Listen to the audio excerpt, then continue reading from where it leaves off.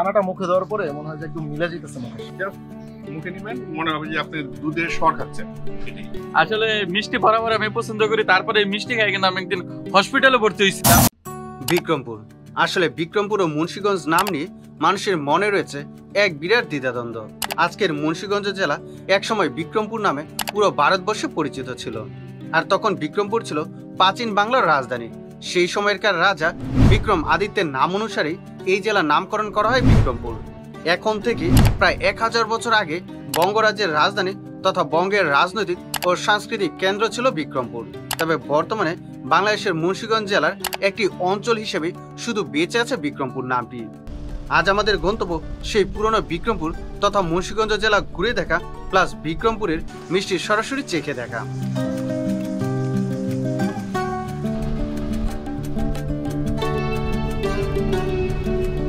যাই হোক, সৃষ্টিকর্তার নাম নিয়ে খিলগাঁও থানাধীন ঢাকার দক্ষিণগাঁও থেকে আমরা খুব সকাল সকাল আমাদের যাত্রাটা শুরু করি। প্রতি বাইকে 2 জন করে মোট 4 জন এখান থেকে যাত্রা শুরু করলেও পোস্তগোলা থেকে আমাদের সাথে যুক্ত হবে আমাদের আরও এক দাদা। যাই হোক, তার সাথে পরিচয়টা না হয় একটু পরেই করিয়ে দিচ্ছি। তো যাই হোক ভিউয়ার্স, আমরা আমাদের যাত্রাটা সৃষ্টিকর্তার নাম নিয়ে শুরু করে দিলাম ঢাকার দক্ষিণগাঁও থেকে।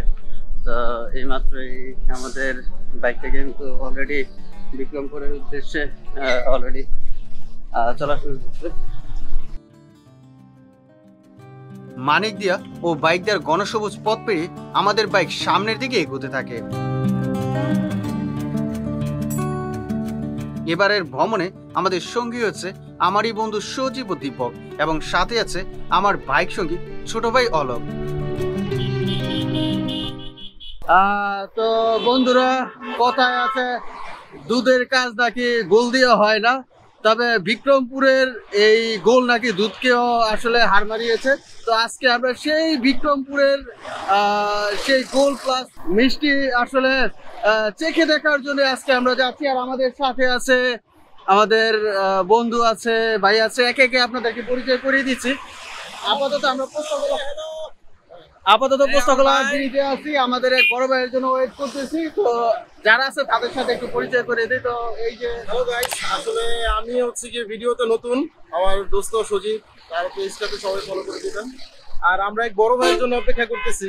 আসলে সবাই একসাথে অ্যাকোমোডেট হয়ে যাব, তো আসলে এর জন্য একটু জায়গায় জায়গায় একটু আজকে আমরা একই সাথে 2টা জায়গায় যাব। প্রথমে আমরা যাব সেকেন্ডনগর মেলাতে মা কালীর দর্শন পেতে যাব। তাছাড়া আমরা তার পাশাপাশি যাব হচ্ছে বিক্রমপুর যে বিখ্যাত যে মিষ্টির, এই মিষ্টি খেতে যাব। আর আমাদের সাথে আপনারা থাকুন, দেখুন যে আমরা কোথায় গিয়ে মিষ্টিটা খাচ্ছি। আপনারা আমাদের চ্যানেলটা একটু ই করেন। আমাদের বড় ভাই চলে আসছে। তো যাই হোক, দেখতে পাচ্ছেন যে যার জন্য আমাদের এই প্রতীক্ষা, সেই বড় ভাই কিন্তু অলরেডি চলে আসছে।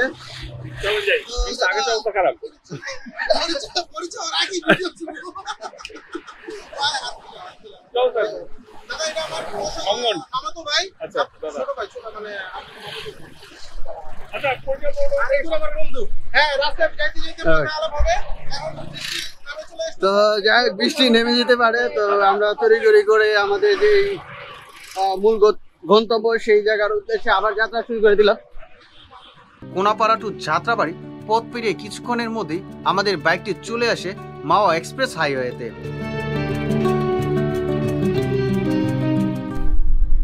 তো বন্ধুরা, এই মুহূর্তে আমরা মাওয়া রোডে কিন্তু অলরেডি ঢুকে গেছি। কথায় আছে যদি হয় বন্ধুর মন, তাহলে বাইক দিয়ে চলো বহুদূর। যাই হোক, বহুদূর যাওয়ার আগে বাইকের টাঙ্কিটা একটু লোড করে নেই। বন্ধুরা, যেতে যেতে আপনাদের সাথে কিছু বিষয় আলোচনা করে নেওয়া যাক। বিক্রমপুর আসার আমাদের 2টা উদ্দেশ্য রয়েছে। প্রথমে আমরা মুন্সিগঞ্জের শেখরনগরে মায়ের মন্দির দর্শন করব। তারপর সেখান থেকে আমরা চলে যাব বিক্রমপুরে সেই বিখ্যাত মিষ্টি ছানা ও গোল চেখে দেখার জন্য।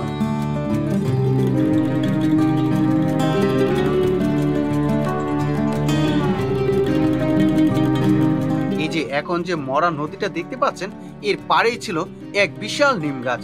আর এক সময় এই নদীতে ছিল অনেক স্রোত। সময়ের কালগর্ভে আজ সবই শুধু স্মৃতি।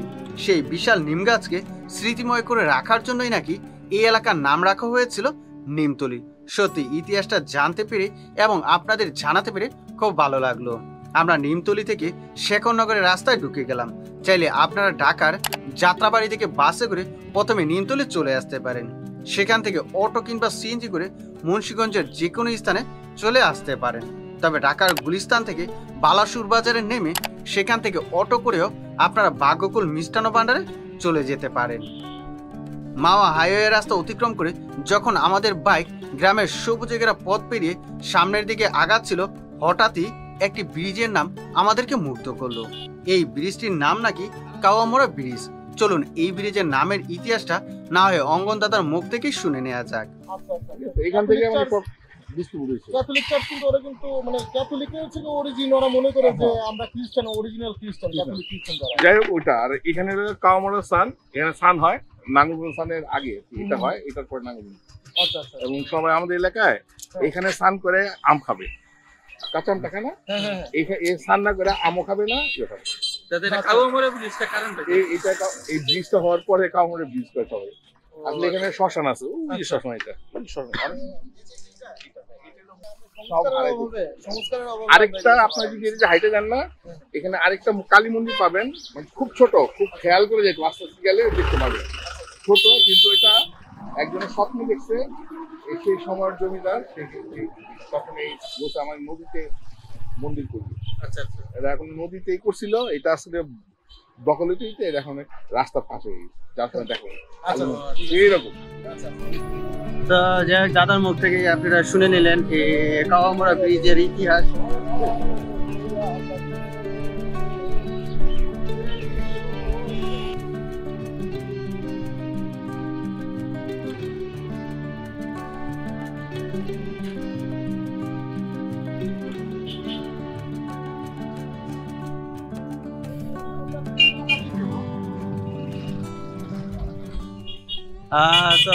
তো আবারও দ্বিতীয়বারের মতো চলে আসলাম মার মন্দিরে।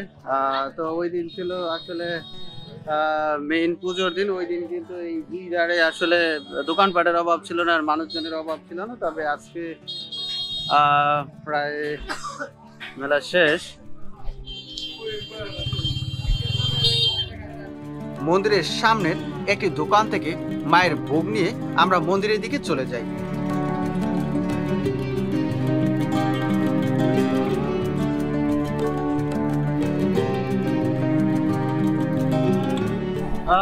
তো যাই হোক, এটাই যে শেখরনগরের যে কালী মন্দির, সে পুরনো মন্দির, তারপর নতুন করে এই মন্দিরটা করা হয়েছে। তো আপনারা সপ্তাহের যে কোনো দিন এসে মায়ের মন্দিরে ভোগ নিবেদন করে পূজা সম্পূর্ণ করতে পারবেন, কারণ দর্শনার্থীদের জন্য সপ্তাহের প্রতিদিনই মন্দির খোলা থাকে।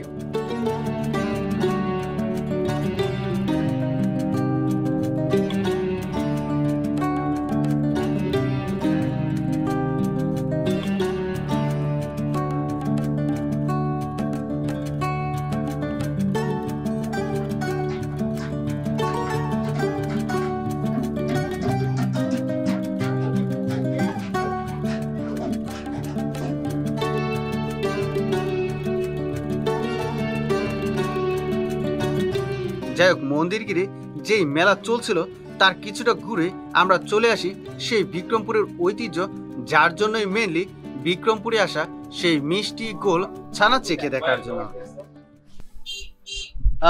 তো ভিউয়ার্স, আমাদের বিক্রমপুর মুন্সিগঞ্জে আসার যে মূল উদ্দেশ্য সেটা কিন্তু এখনই সাকসেস হতে যাচ্ছে, মনে হয়ে গেছে, অলরেডি স্টার্ট করে দিচ্ছে। তো আমাদের খুব ইচ্ছা যে বিক্রমপুরে এসে আমরা বিক্রমপুরের যে মিষ্টি, এটা তো জানেন যে পুরো বাংলাদেশ দেশের বাইরেও কিন্তু এই বিক্রমপুরের মিষ্টি কিন্তু সুনাম রয়েছে।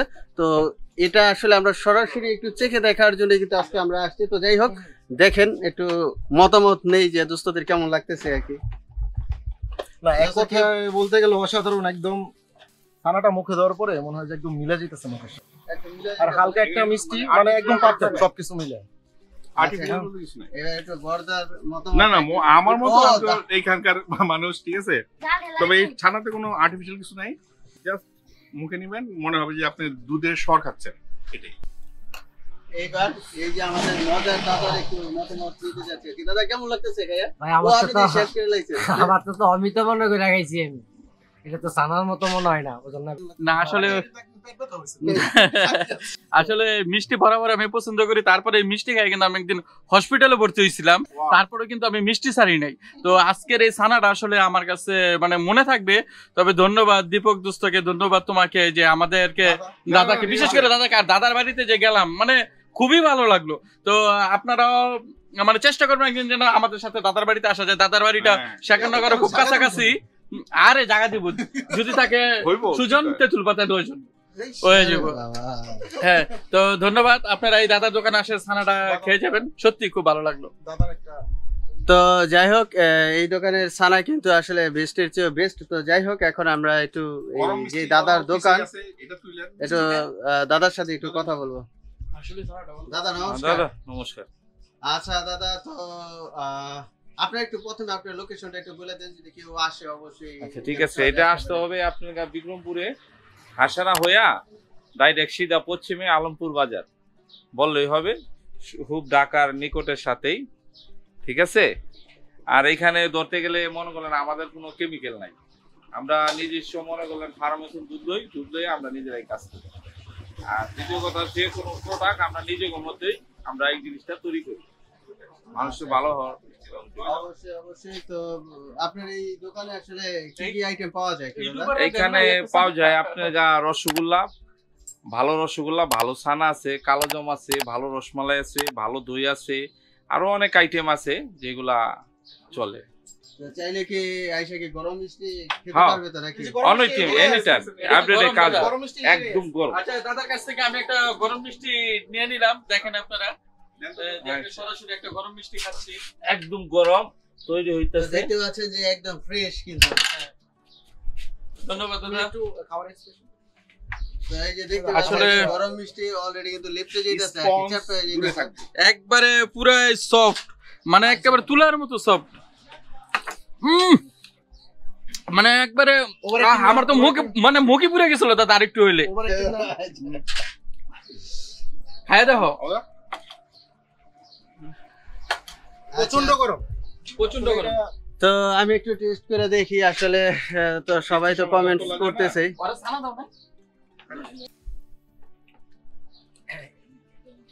মিষ্টি দাম তো গরমটা কি অসাধারণ অসাধারণ। আসলে আসলে বিক্রমপুরের যে মিষ্টি ছানার এত সুনাম, আসলে সুনাম না করে কিন্তু উপায় নেই। তো আপনারা অবশ্যই যদি আশেপাশে থাকেন, ঢাকার আশেপাশে থাকেন, তাহলে স্বল্প সময় নিয়ে কিন্তু চলে আসতে পারেন, সরাসরি বিক্রমপুরের মিষ্টি খেয়ে যেতে পারেন। করে দিলে কি সমস্যা হবে? নষ্ট হয়ে যাবে? নষ্ট হবে না, জিনিসটা কি মনে হয় একটু চাপা। হয়তো আপনারা ভাবতে পারেন ভিডিওটিতে দেখানোর জন্য বাড়িয়ে বাড়িয়ে বলছে, কিন্তু সত্যি বিক্রমপুরের ছানা সত্যি 100তে 100। আর গরম রসগোল্লা ছিল অসাধারণ। সত্যি দই পার্সোনালি আমার কাছে তেমন একটা ভালো লাগেনি। ইচ্ছা ছিল বিক্রমপুরের গোল একটু চেখে দেখার, কিন্তু গোল তৈরি না করায় সেটা এবার আর হলো না। তবে ইচ্ছে আছে পরবর্তীতে আবার কোনো এক সময় বিক্রমপুরে এসে গোল খাওয়ার।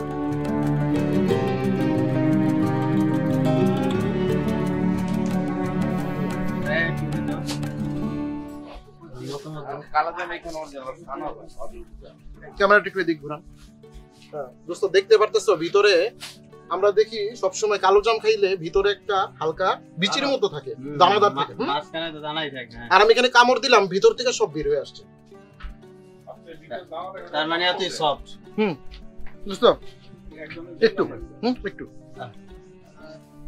তো যাই হোক, আসলে বিক্রমপুরের মিষ্টি বলেন, ছানা বলেন, ঠিক আছে, এতটাই ভালো লাগছে যে আমার বন্ধু কিন্তু অলরেডি 3 কেজি রসগোল্লা নিয়ে নিছে, ছানা নিছে 1 কেজি।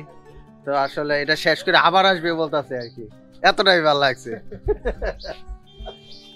না আসলে বিষয়টা আমার বাড়িতে একটু মিষ্টি খাওয়া বেশি হয়, এই জন্য আর কি শরীর দেখলে বুঝতেছেন, এই জন্য আর কি নিয়ে নিলাম। তো যাই হোক ভিউয়ার্স, আমরা বিক্রমপুরে যে উদ্দেশ্যে আসছিলাম সেটা আমাদের কমপ্লিট। তো এখন আমরা আবার সেই বাড়ির পথে রওনা দিব আর কি। তো সর্বশেষ আপনাদের উদ্দেশ্যে বলে দিতে চাই, আপনারা অবশ্যই কিন্তু বিক্রমপুরে আসবেন আর এখানকার মিষ্টি একটু চেখে দেখবেন আর কি। তো ভিডিওটি যদি আপনাদের ভালো লেগে থাকে তাহলে অবশ্যই ভিডিওতে একটা লাইক দিবেন, কমেন্টস করবেন এবং পরবর্তীতে এই চ্যানেলের সকল আপডেট পেতে চ্যানেলটি সাবস্ক্রাইব করে আমাদের সাথে থাকবেন। ধন্যবাদ সবাইকে।